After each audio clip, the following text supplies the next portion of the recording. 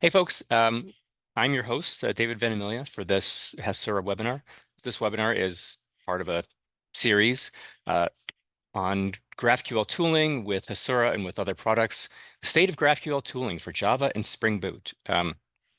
This will be a bit of a code demo by me, a technical architect at Hasura, on building GraphQL applications in a number of ways with Hasura, but especially with Java. What does that look like? There are tutorials and guides and walkthroughs online. So I will be the guinea pig for that. I will actually in this webinar granted, I've already written the code. I won't be writing the code in front of you, but I have a repository a GitHub repository that has a first stab at building a GraphQL server in Java. I'm far from the most experienced at doing this, and so folks on the call, if you have experience doing this in Java or in other frameworks or libraries, you want to chime in with your experiences and let me know where I'm going wrong, go for it. So we were getting to know folks through those slides, or through those polls, as it were. But moving on, most of this, the meat of this is really just going to be a demo of some code. Oh, look, we're getting some results. Looks like a lot of folks are, some folks are using GraphQL in production. The plurality are interested in building it with Java and Spring Boot. So, and then a handful are curious. For those interested in building GraphQL servers in Java and with Spring Boot, my feeble offerings today will give you a starting point. What you should see here, this is a GitHub repository that I have. It should be linked or was made available as part of this presentation. You have access to this. It's got a bit of a preamble that goes with it, how we're going about this, but then it has the code. So for experience shops with GraphQL, Java, Spring Boot, you will have your own processes for doing this. If you are getting started with building a server in Spring Boot, and if it's a GraphQL server, a good place to go is GraphQL Java tutorial. And that's what we did. So this is a useful starting point. There are a number of frameworks for building GraphQL servers in Java. There is a framework, Netflix DGS, which is quite popular, which I think is to some degree builds on this foundation of GraphQL Java. In this webinar, we're just starting with the baseline, this GraphQL Java framework. And in this getting started, you're encouraged to start with the Spring initializer. There we go. Which takes you to what's happening here is, again, a little bit for folks who, I'm sure a lot of folks will know this, but for folks who don't know, Spring is it's a dependency injection framework for the Java and Kotlin community. It's a pretty much standard way of building network applications in Java. It has a ton of functionality. It has so much functionality, and it is that functionality can be mixed and matched in such a variety of ways that it's worthwhile to have. If you're just getting started, if you don't have expertise with Spring, it's worthwhile to have a little bit of help. And so this website will, it gives you the ability to choose which packages would be involved in building this application. What your build system will be. Popular choices in the Java community will be Gradle or Maven. What your chosen language will be, whether it's Java or Kotlin, or maybe Groovy. That would be weird. And for this kind of application, what they tell us is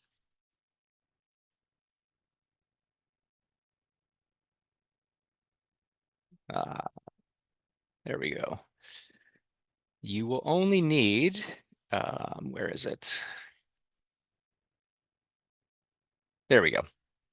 They tell us select the Gradle project, Spring Boot, Java 17, and you will need components. You'll need Spring Web and Spring for GraphQL. Now, I know Maven. I don't really know Gradle. So in this demo that I'm going to show, I chose Maven. But in any case, if you let's see, Spring Web and Spring for GraphQL. So if we add Spring Web,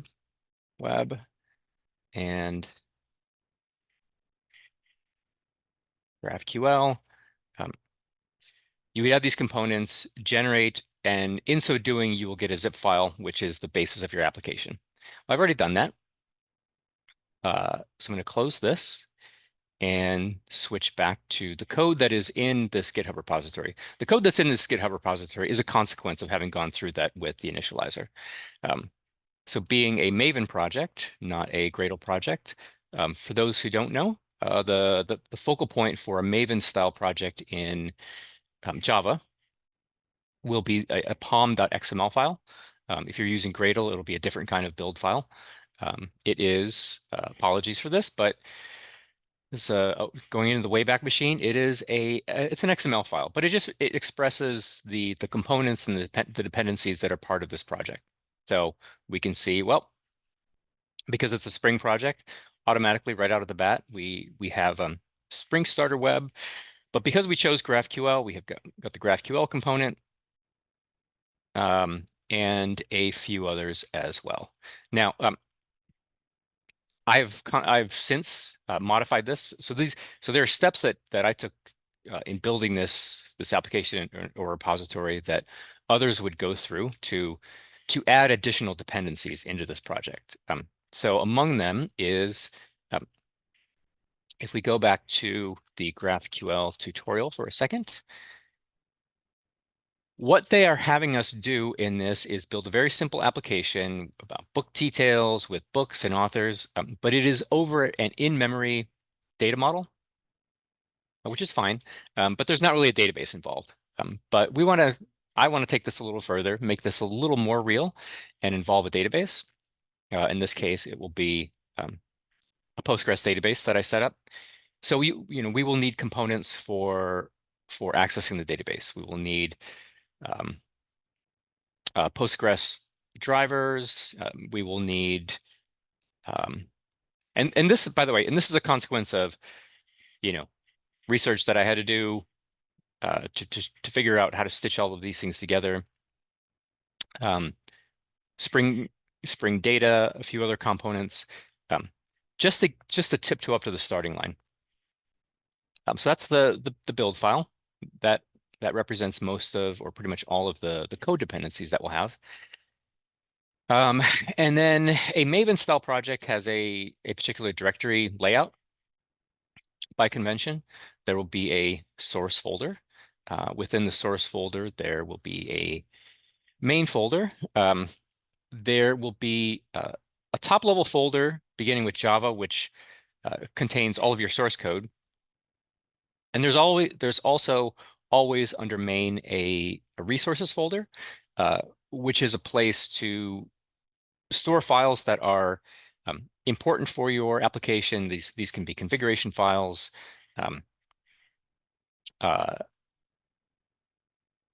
other resources that you need to build into your application. So another example would be if there are resources for localizing your application, those will go into the resources folder. And the reason this is important is because as you go through that GraphQL Java tutorial, you will see that there are some components that need to be deposited into the resources folder. Being a Spring Boot application, there will also be an application.properties file. This is so Spring Boot is enormous. Spring is enormous and Spring Boot is enormous. As I said, there's a ton of functionality in it, but there are a lot of choices that it presents to you as well. So you're confronted with choices about how to configure your application. There's more than one way to do it, but a common way is that there will be an application.properties file in this resources folder with key properties that are defined by Spring Boot relevant for your application. and by some of the components that you bring in. So right off the bat, we're saying, hey, let's pick a port for exposing this application. Um, we will be using Spring Data to access the database, and as a consequence, Spring Data will set up data sources and connection pools for us, but it needs to know what's the database that we're connecting to. So we need to provide some credentials to access the database. This will be a database that's running locally. I'll show you that in a second. And then there's some details for the GraphQL application that we're building. So there's always a resources folder with some important details in there. And then under Java, there will be some number of folders, and then you build out your Java application there. So while that's happening, I will go back up to the top of this project again, because I said, hey, we're building a GraphQL application, not over an in-memory data model, but over a database. So how do we do that? Well, there are a lot of ways of doing this. One easy way to do this locally is to just use Docker. Use Docker and Docker Compose if you've got that available. So in this project, this GitHub repository that I made available, there is a Docker Compose file. Right back at the top of the project, right next to the POM file, and there's this README that we were looking at a few seconds ago. So in that Docker Compose file, the key pieces of this, there are two services. The main one is a Postgres database.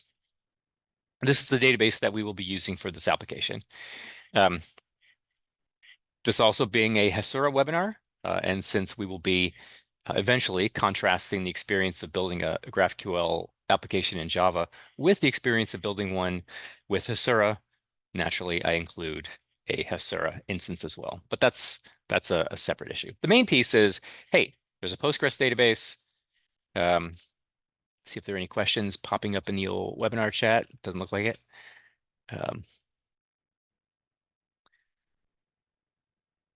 Links are not showing up in the resource tab.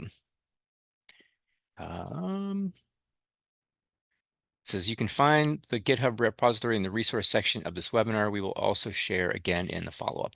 You know what I'm going to do? I'm going to post, just for completeness, this webinar link right into the chat. Just make sure people have it. There we go. Moving on. There is like I said, there's a Postgres database. It's on some port. It's either 5432 or it's on some port specified by an environment variable. And it has a data model that's being automatically built. This is just a detail of how the Postgres Docker container works.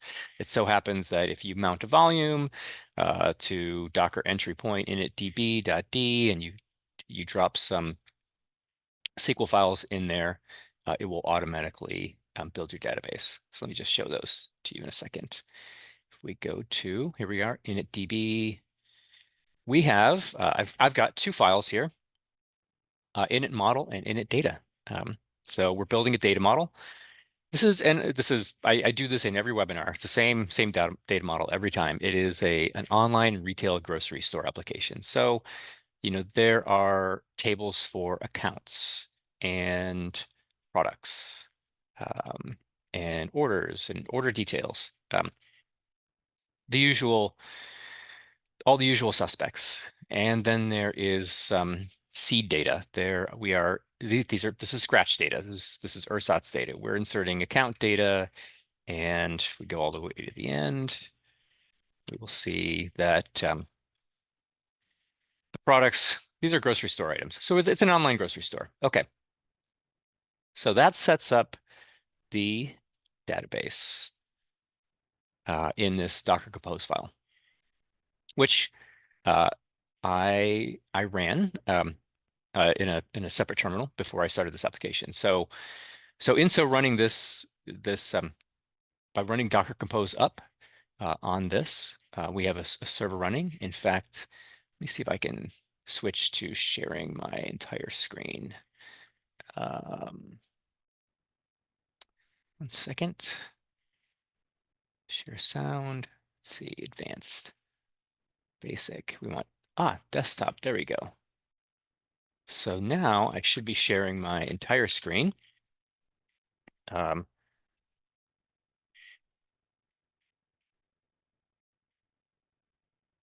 So we see that we have a couple services running. Uh, there is, it's big. Let's see. Well, you can hardly tell, but one is Postgres, and then one is the GraphQL server. Okay, so we have those services running. Let's go back to the code. In fact, it's easier to do this just in my editor. Here's this same project. Here's our pom.xml file that I showed you earlier. All those resources. Here is the Docker Compose file that I showed you. And we can now drill down into the source code. That's the exciting part. So we'll go to source. We already said there's main, Java, com, GraphQL tutorial. That's all a consequence of just going through that Spring initializer. And I called it retail. So what do you have with the Spring Boot application? There will be some sort of main application file. The name will be determined by the choices that you make in that web-based Spring initializer form, if you're using that form. If you're already an existing Spring shop, you will have your own way of going about this. But this is pretty much what bootstraps the application. You can see that it's an entry point to a Java application. Spring is, among other things, an annotation-based framework. So in lieu of configuration through config files, a lot of the way that applications are wired together is through dependency injection as a consequence of annotations that are added to the code and also by convention. So this Spring Boot application, that does a lot of the heavy lifting of turning this into a network web server that's going to listen on that port that we mentioned in the application.properties file and set up our application. So this Java class here, in my case, was generated by that initializer, and I didn't touch this. This is all code that is generated. So what's the code that I wrote? And so getting down to brass tacks, what's some of the code that you need to write to build a Spring application, a GraphQL application? Spring is it's a model view controller. It's an MVC framework. So you probably will have something like models and controllers. May not really have a view because it's a web application or it's a network server creating an API. Your API is sort of your view anyway. So you might not exactly have a view folder, but you'll probably have something like a controllers folder and a models folder. And just a refresher, what's the idea behind model view controller MVC frameworks? By now, these things are like 25 years old. The idea is you separation of concerns. You have code elements, code segments, in this case, Java classes, which represent your business domain. And those tend to be, they have details specific to the business application that they support, but details relevant to the application that you're building that are independent of that domain are moved into things like controller classes that operate on those. So it's easier just to show it than to explain it. In a models folder, typically there will be that there doesn't have to be, but commonly there will be a large number of very simple Java classes, plain old Java objects, POJOs as it were, whose names correspond to the nouns in your business. If it's the proverbial Chinook database with a record store, then it might be album and artist and track. In this case, because it's this online retail application, it will be some of those details that I showed you earlier: accounts, orders, order details. And while we're at it, why don't I just open a database or open a connection to that database that I started? So it's on user is Postgres, server is localhost, database is Postgres, the port is 5433. That's the one that I chose. And the password is just Postgres. Nothing secret here. Okay, so these are the tables that I set up in this database. We've got order. You can ignore account summary. That's a view. I've got order, order detail, product, account, region. So those would be the nouns in our, those are the, we have a data model in the database, which comprises tables, often, not always, but you will have a data model in your application in memory, which often has a close to one-to-one correspondence with those tables. So you have Java classes that correspond to those. So as not to have to keep opening multiple files, I just squished all of these model classes into as nested classes in one file. In a real application, they would probably exist in their own files. But we can see that I've got Java classes, inner classes, but Java classes nonetheless. I mean, as a detail, they're Java records, which is it's an even lower ceremony way of creating Java classes. But I've got choices for account, order detail, order, product, matching one-to-one to these tables. So if we look at account, we've got an ID, a name, created at, updated at. Sure enough, there are those attributes in the Java classes: ID, name, created at, updated at. So this will probably be a step that that folks will take in building applications. Anyone on the call who has a lot of experience building Spring applications, maybe there's another way to go about it. I'd love to hear your thoughts. But typically, this is a good starting point. Okay, so you'll have your model classes. And by the way, if you wanted to start building in business logic, which is probably something that you will do, one choice that you confront is where to put it. These model classes are one place where you could put this business logic. Simple cases would be if you have validation rules on some of the data that are in your application. That code could go in these classes. Doesn't have to, but it could. So we have models, and then being an MVC framework, we have controllers. What are controllers? Controllers are the way to think of it is if the model classes represent our state. They are stateful. They are instances of those model classes in memory contain the data that our application is operating over, and then we'll have to figure out a way of translating that data into the database. But we'll burn that bridge when we come to it. If the model classes are stateful, the controller classes typically are stateless. They operate on those model classes. Again, in a real application, typically you will have multiple controllers, maybe many controllers. For fans of the sort of data-driven design approach of development, if you are familiar with the idea of a business domain or an aggregate root, often controllers will map to aggregate roots or business domains, sort of coarse-grained concepts within your business. And again, in a real application, typically you'll have many of them, so as not to have to open multiple files. I just, again, squish them all into one file as inner classes. Okay, so I've got controllers.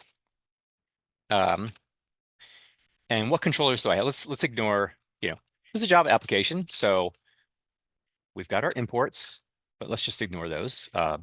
Your IDE will help you figure out what those will be.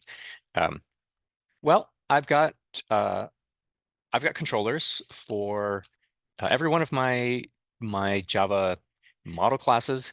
and consequently every one of my tables. Again, um, how you sort out what your controllers will be for your model classes, those are choices that you make when you build your application. It doesn't have to be one-to-one, but one-to-one is a good starting point.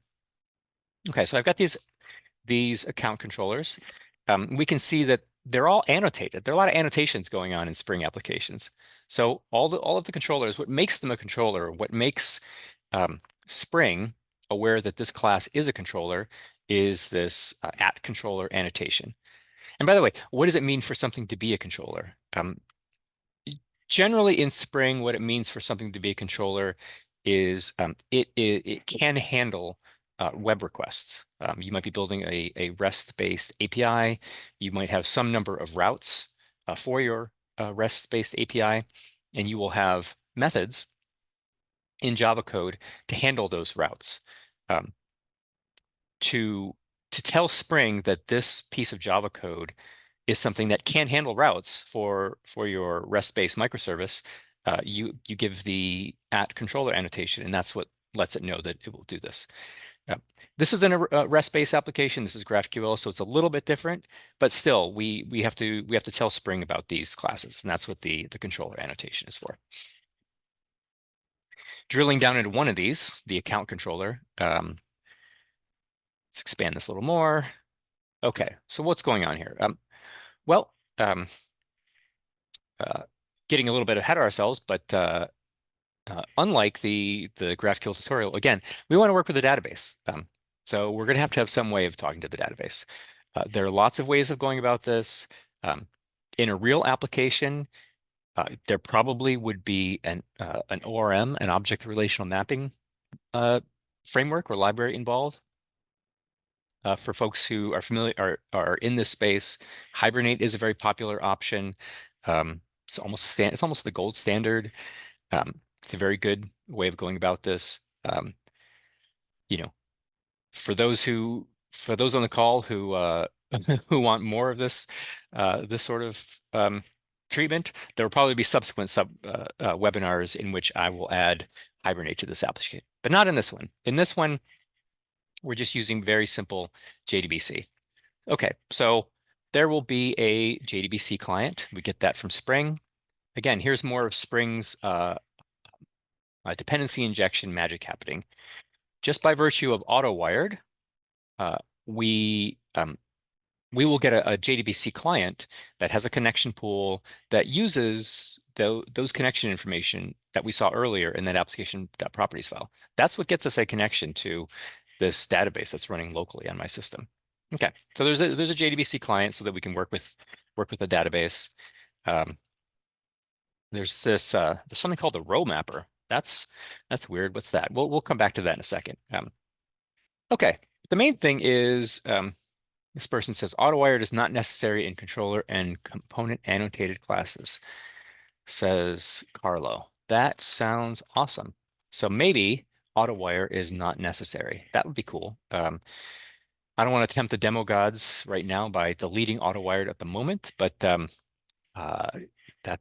thanks, Carol. That is very helpful. Uh, I do think I'm pretty sure these folks will correct me if I'm wrong. We do have to let Spring know uh, instead of handling routes, what we are doing is providing essentially data fetchers or resolvers for GraphQL top-level fields. So we've got these methods. There's an account method. Here's a better example. Accounts, plural. Seems to take some arguments. It returns a list of accounts. It seems to grovel over the database. It's got some hard-coded SQL baked into it. Again, an improved version of this application would not have hard-coded SQL baked into it. It would use an ORM. But this seems to be a method that is able to return results, return accounts. But in order to tell Spring that this should be a GraphQL top-level field, we annotate it with, in this case, a query mapping. Recommend doing Spring Data Session rather than Hibernate. I use Spring Data in my federated graph to access data from Mongo and Postgres. Code was minimal and almost identical. Says Harry Townsend. Thanks. Thanks. Feel like working with me on that? Aha. Okay. So while we're on the subject of GraphQL, another file that is, or another piece of code that is important in this application is a schema file. So the GraphQL Java framework or library recommends, or at least gives you the option of schema-first development for GraphQL. And in so doing, you will probably write or curate a GraphQL schema STL file, or in this case, GraphQL LS file, to describe what your ultimate API will look like. This goes in. Remember earlier we said that there would be a resources folder in any Maven-based application with important files in it. One level up, there is that application.properties file. Well, this is also the place in which we put our GraphQL schema file. We have a subfolder called GraphQL, and we have a schema file. So this will describe the API that we're trying to build. We're saying, hey, we've got top level query type. Within it, it has fields for getting data. And then we say what those types are. And, for the observant, this is it's almost one-to-one with our database tables and with our Pojo model objects. Okay, so we've got this file. Go back to our controllers. Let's take a look. Let's go. Let's show these side by side. Right. So we've got an accounts top level field. I've set it up to take one parameter so far, which is a limit. Limit the number of rows to return, and it returns an array of account types. So consequently, there will be an accounts method that takes one argument whose name is limit, and it returns a list of accounts. Sure enough. So this method here is what supports that one field in GraphQL. And then I would almost say we just lather, rinse, and repeat for every one of these. I do want to draw attention to and when we get to the Spring Data or Hibernate version of this talk, this will probably go away. But for right now, quick and dirty, there is some bit of code, a row mapper that will take the attributes that we're getting back from JDBC and just map them into our Pojo classes. So this maps those four data elements that we're getting, those four columns that we're getting from the data, the ID, the name, the created at, the updated at, into essentially the constructor for those for the account Pojo. Okay, so there's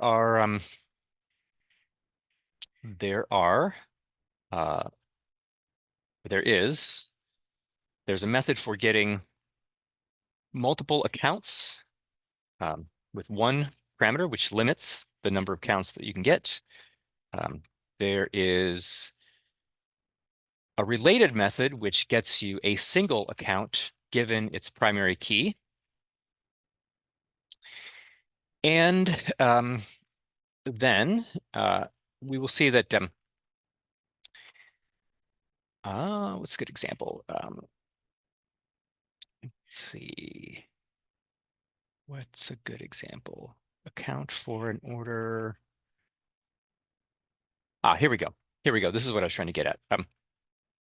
In the order GraphQL type, there's a backlink. You can go, so the links are from accounts have orders, orders have um, order details mapped to products. Um, so you can navigate from account to orders, but you can also navigate backward from a particular order back to its account. So there has to be a method to support getting an account for an order. And that is what this method, get an account for an order. That's what this does. Um, it's interesting. You could say, well, this bit of code, sure, it gets an account, but it's doing it for the order. Shouldn't it be in the order controller? It could be. Um, None of this is written in stone. Where it gets placed is, I mean, these are choices that you just make. It was just easier to just include this in the account controller. But again, others might make different choices. So that's pretty much the pattern that repeats for these. There's an account controller, there is an order controller, and sure enough, same thing. We've got a mapper for orders. You can get a single order for its order detail. You can get some number of orders with a limit clause. You can get an order by primary key. And then to build the orders from the relational data, there is a row mapper. That's the order controller. Likewise, there is an order detail controller, same thing. And then there's a product controller. Okay. So while that's happening, or while we're there, why don't we just let's see. We need to run this application. So folks on the call, maybe there are other ways to do this. The way that I'm familiar with running an application, a Spring Boot application, is with Maven. So run this guy. You see, it looks like we're getting a server on port 8080, which is good.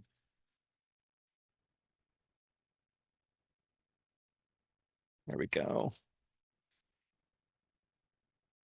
We see that we set our server port to some environment variable, but if we go back to the root, I'd set up environment variables that say, hey, um, put Hasura GraphQL on port 8081, put the database on 5433, and put the Spring Boot application that we're building on 8080. So it looks like that worked out. Got an application running. Let's see if we can do some GraphQL. So it will be localhost 8080, and I've enabled GraphQL, so that should be turned on. There we go. And it looks like I've already got a query that's remembered in here. We're getting products, just a few of them, the name and the price, any orders that have those products, and so on and so forth. Run this, and there we go. We get some data. We could do a different kind of query. We could say, hey, what about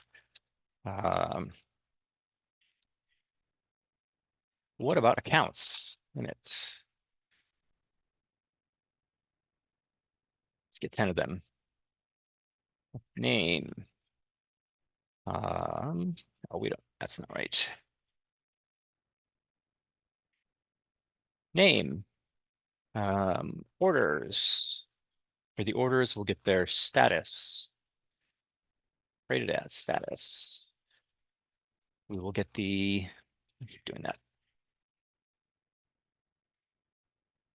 We will get status, order details.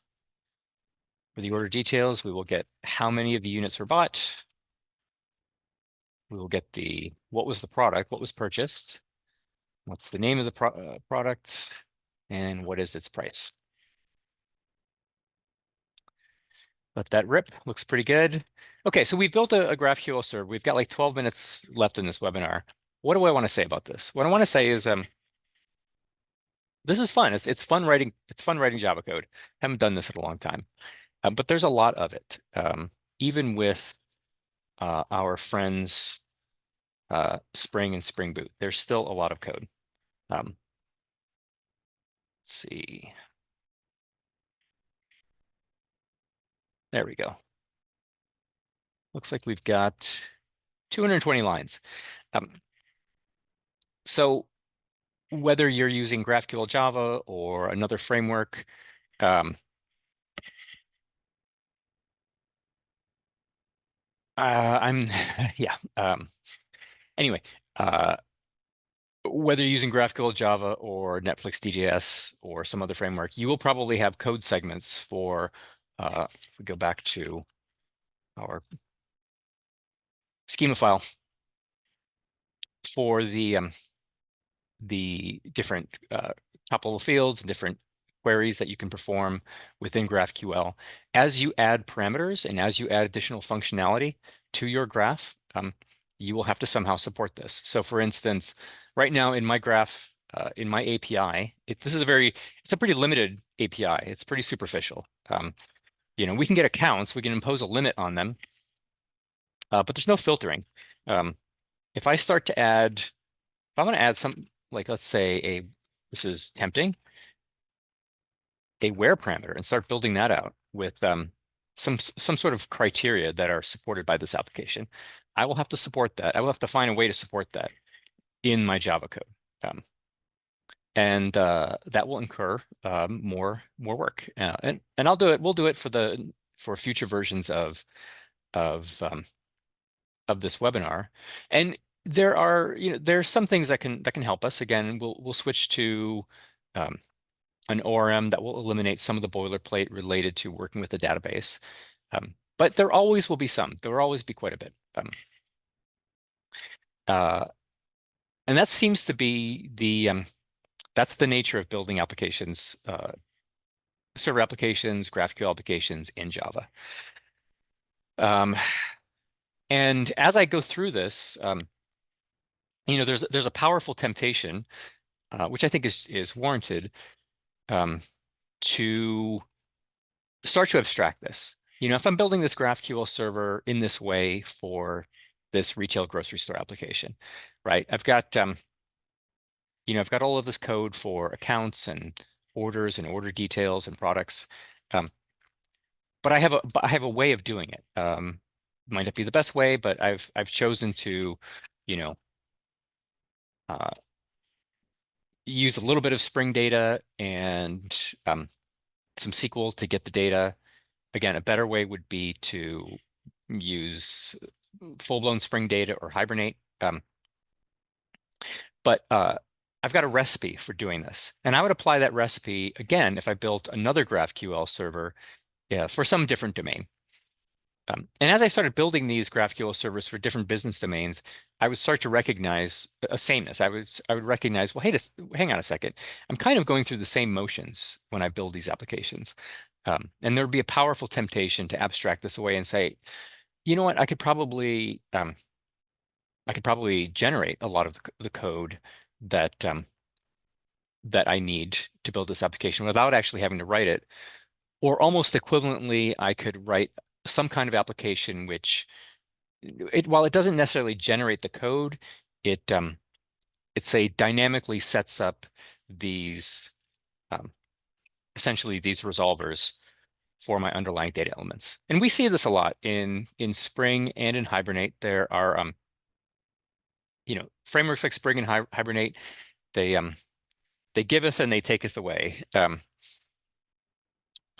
You know, they they do impose a fair amount of boilerplate. Uh, that's true. But then, of course, they give you affordances uh, to eliminate or somehow cope with that repetition. Something like auto-wired, which evidently we don't need, is one way of coping with that. Um, there are tools like Hibernate tools for reverse engineering. You can reverse engineer your model classes from your database. That's one way of going about it. If you're using JPA, you can switch to something like uh, entity graphs, which I think would be a useful way to dynamically represent essentially the queries that you will need to handle these GraphQL calls. But if you're going that route, you will eventually get to code that is denuded or has uh, it doesn't have it becomes generic. Um, you get to a place where you have code that doesn't mention specific elements from your domain. It doesn't mention accounts or order details or albums or artists or tracks because you end up building code that is flexible. It can apply to many data models. That sure would be nice because then you don't have to repeat yourself for all of these different types of applications. Well, if you're going to do that, if you're going to have a generic application that can just give you a GraphQL server with a rich and flexible and full-featured API, um, you might as well just you might consider just grabbing one off the shelf that already exists, right? So that's essentially what Hasura is doing. You could get to a point where um, you've built a generic GraphQL server that could handle any database in Java and Spring Boot. Um, and it has lots of features like caching and security and authorization. And that would be great. That would be super great. But in so doing, you kind of would have just repeated the work that Hasura has already done. It so happens in Haskell, but that doesn't really matter. Um, we've already done this. So this is the same data model. Uh, same database, but this is a much more full-featured API. Besides limits, we have filters, we have sorting, um, we have aggregates, and this, a product pitch for Hasura, that's another talk, but we've done that a million times. But there's just a ton of features, a ton of functionality in this application, which you could build into whatever GraphQL server you are creating. Um, but it does raise the question, like, why would you when you could just grab something off the shelf? So that's pretty much it. Uh, let's see if does anybody have any questions or specific points they would like me to address in this? Open up for a follow-up talk. That's fine. Um, Yeah, but that's as discussed in some of the at some points in the comments. We really it's kind of like part of the point of this is to start a conversation. It's proverbially to start a conversation. We want to learn from people who've built and are building GraphQL APIs in Java and in other languages. What's the experience like? Um, this has been our experience so far to try to move beyond somewhat a simple toy application. A lot of a lot of the getting started guides, a lot of the tutorials for building these applications, they're great.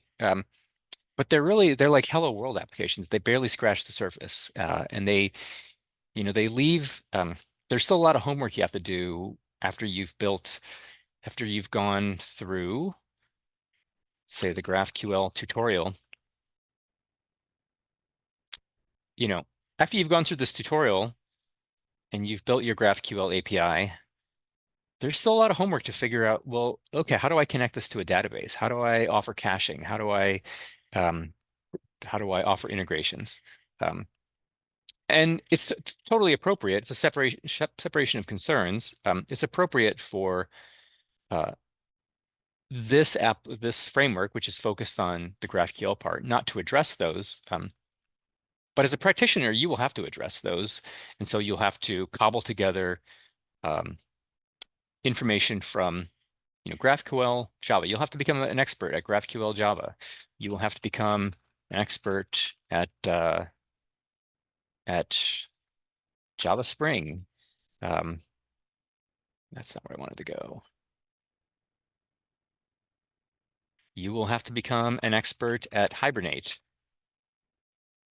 or some other means of getting to the database. So that's really I think that's our starting point for this conversation is like really what is the work that's involved in building these applications. So if you have thoughts on that, please do share. We will incorporate those into subsequent talks. Carlos says, I know a lot of duplication or triplicate. I like that word, triplication. A lot of duplication or triplication of work. You go to the model in Java, you have to create the script in SQL, you have to model the entries in GraphQL language, you have mappers. That's totally true. And it is it's good, Carlo, in a way. It does give you that separation of concerns. You then have the ability, if you want, by having uh, your tables separate from your model objects, from your controllers, you can build these things in separate ways.